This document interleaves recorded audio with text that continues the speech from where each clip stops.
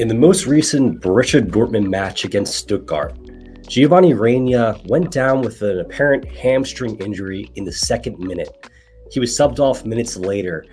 This is, a reoccurring issue for Gio Reyna, who was out 5 months prior before the USMNT last window with hamstring problems.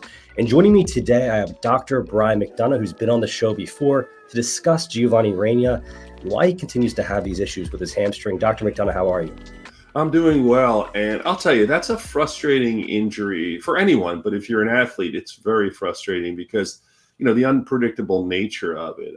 As you alluded to, he had this one injury, which was a pretty severe hamstring injury, which kept him out 4 or 5 months, I believe, and then he was recovering and starting to play again, and about December, he had another episode where he went off in tears because he felt that pull.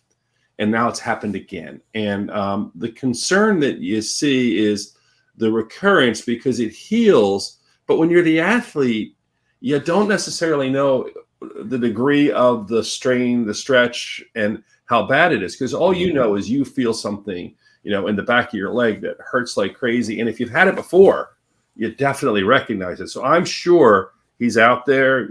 Apparently he's been playing some matches. He's feeling good. And then all of a sudden it happens again unpredictably. And that's got to be frustrating. Let's talk about the location of the hamstring. It's his right hamstring. Can you kind of discuss more or less what a hamstring is? Sure. What happens is we talk about the belly of the hamstring, but if you just kind of figure almost a hammock kind of look attached on one end to the other, and in that hamstring, that belly, you actually have a stretching mechanism where it can work to stretches, moves up, moves back.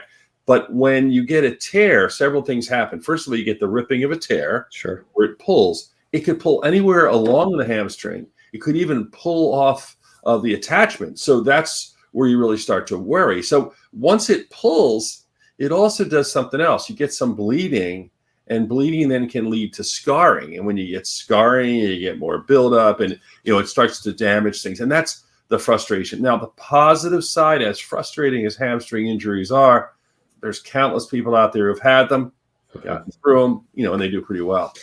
Now, he's a young athlete. We've seen injuries with other USMNT players, other, soccer players. 19 years old, Gio Reyna plays in one of the most competitive leagues in the world, in the Bundesliga. He also plays for the U.S. national team, as I stated. The World Cup is in November. The U.S. has some friendlies, some matches scheduled for June. Depending on the results that come back with this injury, let's focus on the World Cup. Could this potentially inhibit him from playing in the November World Cup?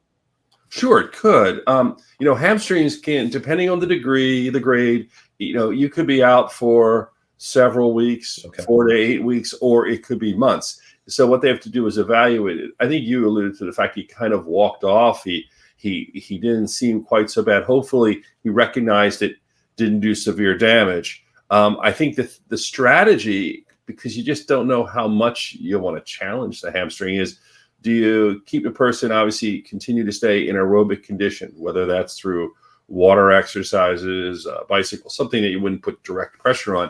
And when and how do you bring him back? If the ultimate goal is November, he also has to practice with his team and, be up to shape. It's a tough thing, and it is unpredictable, but we have a good period of time between now and World Cup. So that is to his advantage. So once again, he's 19 years old. You talked about scarring. Once you have an injury and it's repeat, there's scars. Does the scarring aspect of a hamstring, as it recovers, does it come back stronger?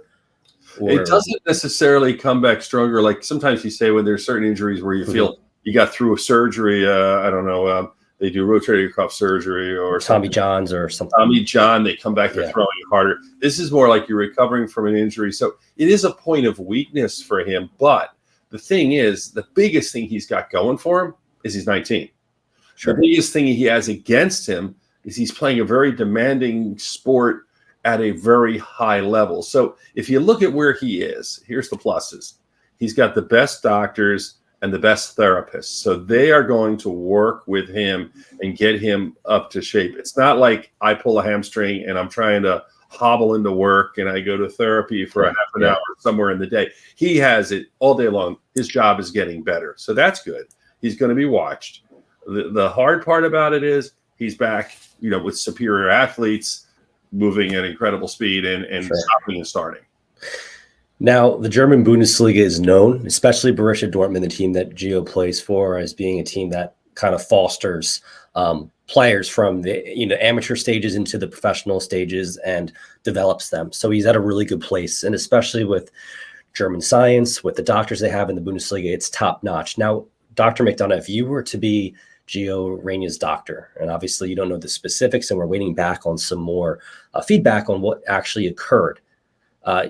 Dortmund's somewhat in the title race, but at the same time, the season's over in a couple months. Do you just sit him for the rest of the season, considering this is reoccurring, considering he just came off, or do you not really? Can you not really delve into that, considering you don't know the facts? Well, first of all, right, I'm not his doctor, and I don't know the facts yet. In general, I will tell you this about high-level performance professional athletes. There's often a lot of money behind it, a lot of pressure behind it, and they will do what they can to get these athletes back. Now, you have a very unique situation here. You have a major, major world event coming up where he's representing. So it's the powers that be, the forces, his agent, all those people talking about it. I mean, if he was my average patient, I'd be like, just get back, start slow, don't worry about it. We're going to move you along at a nice pace.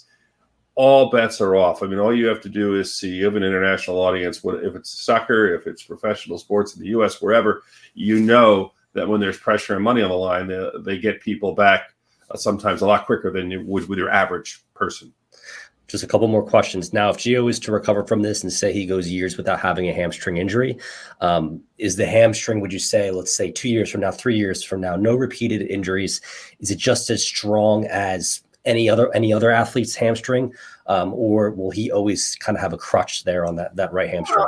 I don't think he should, especially at his age. I don't think he always has a crutch. The only way he could really do something really bad is if he had a really bad injury and then he goes out and he makes a dramatic injury and we get a detachment and then he has to have surgery. It becomes a lot more. Right now, I think the way they're handling it, I do not anticipate that.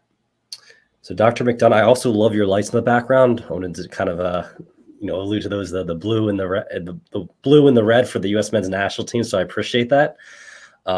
And Dr. McDonough, for anyone who commented below, is, in the prior videos, is my father. So if you can't join the family business. First you wouldn't let me join the family business, and now this. I am a medical doctor. What's your language?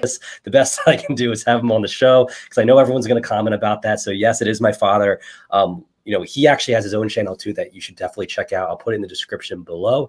If you're a basketball fan, if you're a Lakers fan in particular, he just had an incredible interview with Paul Westhead. It has over 50,000 views, and it's kicking butt right now. Dr. McDonough, what do you have, to say about your channel and what you have upcoming? Well, I'm doing my channel more. I'm finding what's interesting to me. I certainly talk about health, and I will talk about health when there's things I feel that are helpful for people. But because I do that all day, I'm interviewing people who are in a wide variety of fields, totally different from me, and researching them and having fun. So you mentioned Paul Westhead. He was the coach of the Los Angeles Lakers back in 1980. He filled in for as an assistant coach for the head coach who was in a severe bike accident. And now HBO is running a huge special, a huge series called Winning Time about that whole team. So I wanted to know, well, what was the real Paul Westhead like? What really happened? I know you got a docudrama and it's exciting, but what really happened with Magic Johnson and Jabbar and all those things? And so it's a lot of fun to get inside information. And I think because I'm a doctor coming at it from a very kind of a novel approach, they're not expecting that. And it's a lot of fun for me. So thanks for bringing it up. And anybody wants to follow it, I've learned from you. Hit the bell, subscribe, those sort of things. Glad to have it for you. That's exactly right. Make sure to subscribe, hit the like button, push out this video, because we do want, hamstring injuries, we want reoccurring injuries, and these types of videos for fans to see, because this is so interesting and it really can, come across any player, any athlete. Dr. McDonough, thank you so much for joining the show. As always, enjoyed talking to you and having you on the show. I'll send you my bill. All right, everyone, take care. Go USMNT.